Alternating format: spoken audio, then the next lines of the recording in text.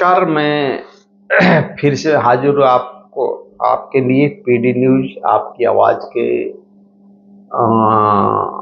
माध्यम से।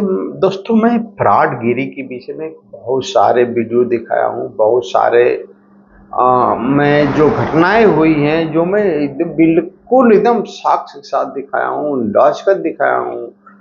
तो उसमें देखिए कई तरह की फ्रॉड है। मैं तो थोड़ा-सा शासन प्रशासन से भी निवेदन करता हूँ कि जो आवास प्लस 2017-18 की जो सूची थी, वो किसी न किसी माध्यम से वो फ्रॉडों के पास चली गई है और टारगेट उन्हीं को कर रहे हैं वो लोग, टारगेट उन्हीं को लोग कर रहे हैं कि जिनका आवास प्लस में सूची हो। मैं बता दूँ आपको, पहली घटना से शुरुआत करता हूँ। मेरे गांव में आवास प्लस के आवास मिला था उस महिला को। वो महिला के पति जो बाहर थे, और उसको फिर से फोन आता है कि तुम्हारा आवास आया है। तो कहीं न कहीं लगता है कि आवास प्लस सूची में कहीं लीक है, तभी तो आया था उसके नंबर पे। क्योंकि आवास प्लस जब सूची तैयार होती है तो उसका मोबाइल नंबर भी दर्ज होता है। तो भागते हुए आ रही थी मैं, उसका 2 किस्त मिल गया था। 2 किस्त मैं उसको दे दिया गया था। तीसरी किस्त उसकी बाकी थी जो 10,000 की थी, और उसका मज़दूरी का पैसा बाकी था। तो मेरे यहाँ आ रही थी, तब तक मैं उधर जा रहा था किसी काम से। और जैसे मुझे देखी, अब मुझे रुकवा रही कि भैया रुकिए, रुकिए, रुकिए, एक फ़ोन आया है और वो कह रहा है कि ऐसा है कि आवास तुम्हारा आया है, और तुम इतना पैसा तो 2600 रुपया मांगा था, 2600 रुपया दे दो, तुमको आवास दिया जाएगा। तो उसने बताया कि आवास तो मेरा मिला है ऑलरेडी, तो फिर से कैसे आवास होगा? तो बताया कि अरे तुम्हारे पति के नाम से कर दूंगा, मैं लखनऊ से फ़ोन कर दूंगा। मैं कहा कि तो चलो फ़ोन लगाओ। तो मैं बताया कि मैं फला व्यक्ति हूँ, फला अधिकारी हूँ, और आपको कौन सी विधि से आवास देना इनको चाहते हो आप? तो उसने तो समझ गया कि ये तो साला फंस गया। तो टाल मटोल करते फ़ोन काट दिया। तो मैंने तो उसका 2600 रुपया बचा दिया। एक महिला जो हमारे गांव से कुछ दूर दूसरे ग्राम पंचायत की थी, वो आई मेरे पास, कही कि भैया आप 2500 रुपया एक जगह भेजना है और आप भेज दीजिए। मैं कहा कि अरे 2500 रुपये कहाँ भेजना है, बताओ तो, कोई नाम है, गांव है, तुम्हारे घर का परिचित तो बताओ तो साहब। तो वो कह रही थी कि आप भेजिए तो बता रहा हूँ मैं। तो कहा कि चलो ठीक है, भेज देता हूँ। लेकिन फिर मुझे नहीं लगा, मुझे लगा कि फ्रॉड ऐसा हो रहा है, बेचारी गरीब लग रही है, कहाँ भेजना है बताओ तो। कहा कि इस नंबर से फ़ोन आया है, वो बता रहा था कि मेरी लॉटरी निकली है 25 लाख की, 25 लाख की लॉटरी निकली है, 2500 रुपया आप दोगी तो आपका रजिस्ट्रेशन हो जाएगा और पैसा आपके घर चला जाएगा।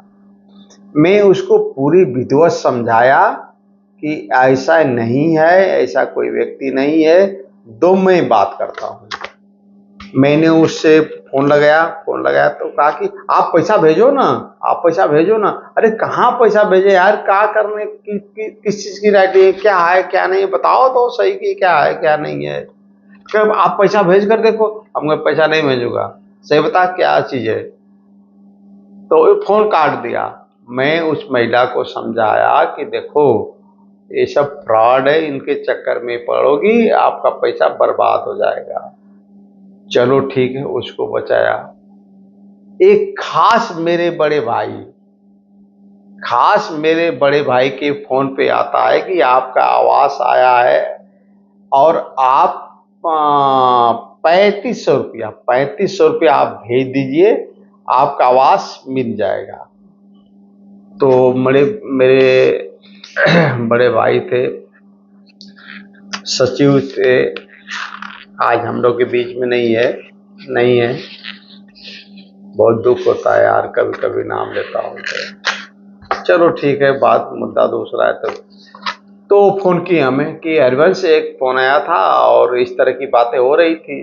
कर रहा था कोई लखनऊ से, फोन किया था, कह रहे भैया आप पैसा वैसा मत दीजिए, ऐसा प्रोसेस दूसरा होता है। जो भी प्रोसेस होता है ब्लॉक स्तरीय प्रोसेस होता है। मैं चाहूँगा कि मैं आप लोग को ब्लॉक के वीडियो साहब से मैं बात करूं। मैं वीडियो साहब से बात करने के लिए मैं बता दूं ताकि आप लोग समझ सकें कि आवाज किस स्तर से मिलता है। एक डिजिटल अरेस्ट होता है जो कि गांवों में बहुत कम होता है और शहरों में होता है, तो उसको मैं छोड़ ही देता हूँ डिजिटल अरेस्ट। अब मैं आ जाता हूँ आप लोग के बीच में एक 3-4 घटनाओं से रिलेट करके मैं बता रहा हूँ आप लोग के कि फ्रॉड कैसे होता है। देखिए, फ्रॉड होने का एक एक नया तरीका निकला है, किसान सम्मान निधि। वो सब पता नहीं कैसे। मैं फिर सरकार को थोड़ा सा मैं निवेदन करता हूं कि जो रजिस्ट्रेशन कराए हैं लोग उनका डाटा लीक आउट न किया जाए, ताकि डाटा लीक आउट होता है तभी ऐसा होता है। क्योंकि उन्हीं लोगों का मैं देखा हूं कि का फोन कॉल आते हैं जिनका पैसा नहीं आया उनके खातों में। तो उसमें क्या कर रहे हैं कि आपका किसान सम्मान निधि रुकी है, आपका अब तक 14-15 दूना 30,000 रुपया रुका है, 15 किस्त रुकी है। आप इतना पैसा भेज दीजिए, कागज का काम है। आपको तुरंत आपकी किसान निधि 25 दूना 50,000 रुपया आपके खाते में चला जाएगा। बेचारे लोग, गांव के लोग ये कहते कि चलो यार ठीक है यार, अगर 2,000-3,000 रुपया देते हैं तो क्या हुआ, चलो दे देते हैं। लेकिन जो तो मेरे पास आते हैं, क्योंकि मुझे कुछ लोगों को ऐसा है विश्वास कि नहीं ये विभाग से हैं तो इनसे थोड़ा सा परामर्श लेते, तो उनको मैं देता हूँ कि देखो है ऐसा कुछ नहीं है, चलो तुम्हारा हेल्प मैं कर देता हूँ।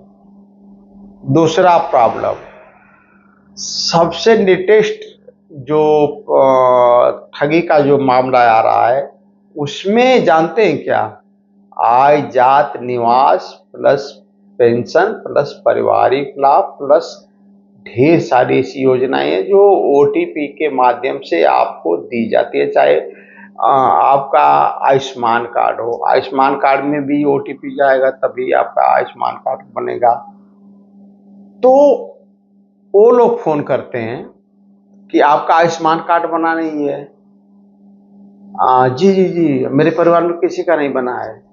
ऐसा करो आप कि रजिस्ट्रेशन विभाग में हो रहा है, आप इतना पैसा भेज दो, रजिस्ट्रेशन हो जाएगा। इसके बाद तुम्हारा आयुष्मान कार्ड मैं यहीं से बनाकर बाई पोस्ट कर दूंगा। एक चीज। दूसरी चीज कि देखो, अब तो आय जात निवास बनाने में भी ओटीपी जा रही है। तो कोई व्यक्ति फोन कर रहा है तो वो कह रहा है कि ऐसा है कि ओटीपी बताओ तुम्हारा आय जात निवास में, पता नहीं कैसे डाटा लीक हो रहा है। मेरे तो समझ में नहीं आ रहा है, अगर डाटा लीक हो रहा है कैसे लीक हो रहा है। तो वो ओटीपी बेचारा बता देता है, उसका पैसा गायब हो जाता है। गांव की महिलाएं, गांव के पुरुष, बहुत सारे ऐसे लोग हैं जिनके पास मोबाइल का जो सिस्टम नहीं है कि मेरा पैसा कट गया, मेरा क्या हो गया, मेरा कैसे हो गया। तो एक ये फ्रॉड हो गया। कोई पेंशन के लिए किसी के यहाँ जन सेवा केंद्र पे अप्लाई करने के लिए दिया है, तो तुम पेंशन के लिए दी हो, अप्लाई के लिए ओटीपी दो, तुम्हारा पेंशन तुम्हारे खाते में जाएगा। वो बेचारा ओटीपी दे दे रहा है और उसमें उसका पैसा कट जा रहा है। एक एक किसान आईडी बनाने के लिए ओटीपी, कुछ लोग ऐसे हैं कि जो दे देते हैं जनसेवा केंद्र पे और कहते हैं कि ऐसा भैया, जब जनसेवा केंद्र वाला बेचारा क्या करे, वो कहेगा कि भाई ओटीपी आपके पास जाएगा, आप दे देना। तो उनसे पहले जो जनसेवा केंद्र वाला, उससे पहले उसका फोन आता है और कहता है कि आपका किसान सम्मान निधि का फार्म भरना है, आप ओटीपी भेज रहा हूँ, आप तुरंत दे दीजिएगा। वो ओटीपी भेजता है, इसके माध्यम से उसका पैसा कट जाता है। तो दोस्तों मैं बता रहा हूँ कि इस तरह की फ्रॉडगिरी चल रही है इस समय। तो इनसे सावधान रहने का एक ही तरीका है, जिस जनसेवा केंद्र पे आप दिए उनका मोबाइल नंबर ले लीजिए कि आप किस नंबर से हमारे यहाँ फोन करेंगे। तो वो व्यक्ति उसी नंबर से फोन करेगा। तो आप देख लीजिए, सेटिस्फाई हो जाइए कि वो व्यक्ति वही है जो जनसेवा केंद्र वाला है, नंबर वही है।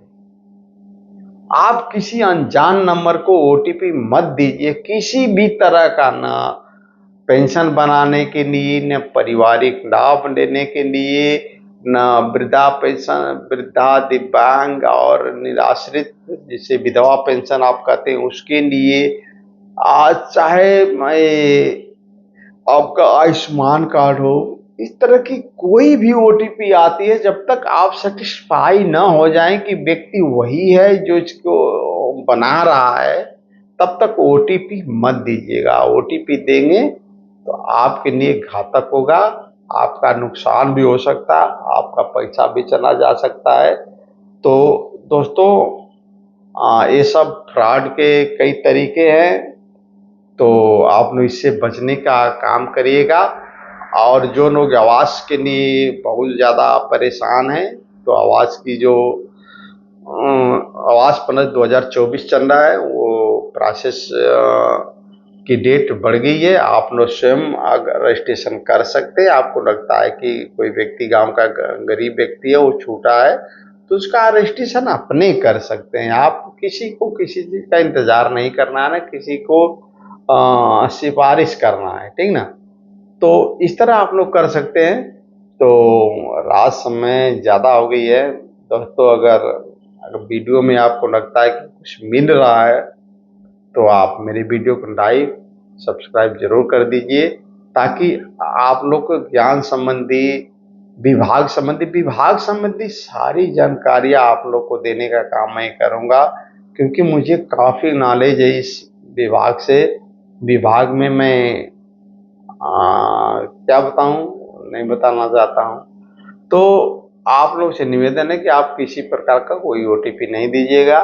Okay bye. अभी खाना तक नहीं खाया हूँ, 1 बज गया रहा रात को, हमें लगता है 1:30 बज गया होगा। तो मैं विदा लेता हूँ। Okay bye. तो दोस्त सतर्क रहें, बचे।